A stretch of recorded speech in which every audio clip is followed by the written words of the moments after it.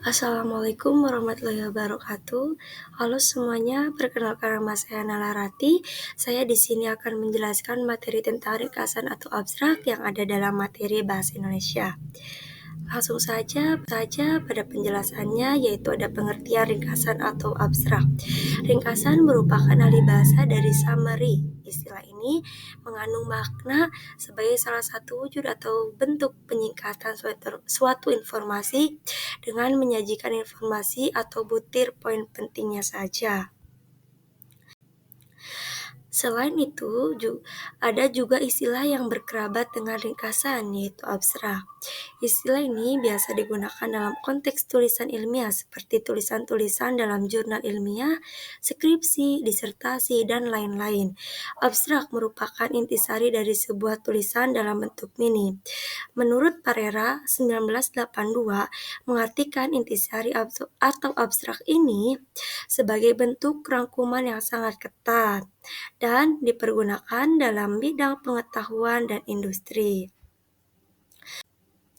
Selain itu juga, dalam membuat ringkasan kita harus memperhatikan sebuah prosedurnya.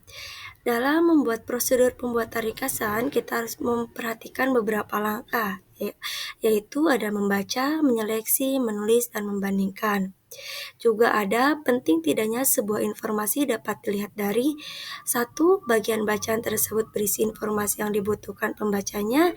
Dua, bagian bacaan tersebut merupakan ide pokok dari setiap paragraf yang terdapat dalam bacaan tersebut. Tiga, bagian tersebut merupakan ide penjelas yang memberikan sokongan kuat terhadap ide pokok. Pada tahap menulis pembuat ringkasan, menulis ide-ide pengarang yang dikumpulkan dalam wujud yang lebih singkat dan berbeda dari wujud semula. Hal penting yang harus diperhatikan dalam langkah ini adalah merekonstruksi ide, menyaring, serta memadatkannya tanpa mengganggu keutuhan dan keaslian maksud penulis aslinya. Juga ada hal yang berkaitan dengan abstrak dalam sebuah karangan ilmiah. Hal-hal berikut mohon untuk diperhatikan. 1.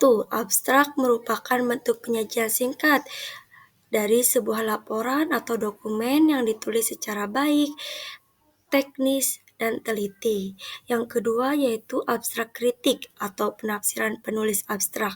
Juga dapat didefinisikan sebagai pernyataan singkat tetapi akurat dari isi laporan atau dokumen tanpa menambahkan tafsiran atau kritik dan tanpa membedakan untuk siapa abstrak tersebut dibuat. Yang ketiga yaitu ada abstrak dapat juga didefinisikan sebagai uraian singkat tetapi akurat yang mewakili dokumen tanpa menambah interpretasi atau kritik dan tanpa melihat siapa pembuat abstrak tersebut.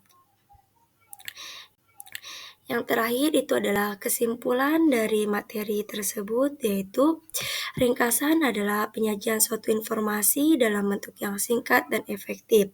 Hanya saja dengan menyajikan informasi atau butir-butir poin pentingnya saja. Dalam penulisan ringkasan juga harus memperhatikan dan harus melihat sistematika atau prosedur pembuatannya, seperti membaca, menulis, dan membandingkan. Mungkin cukup sekian penjelasan dari saya, semoga dapat bermanfaat. Kurang lebihnya mohon maaf. Wassalamualaikum warahmatullahi wabarakatuh.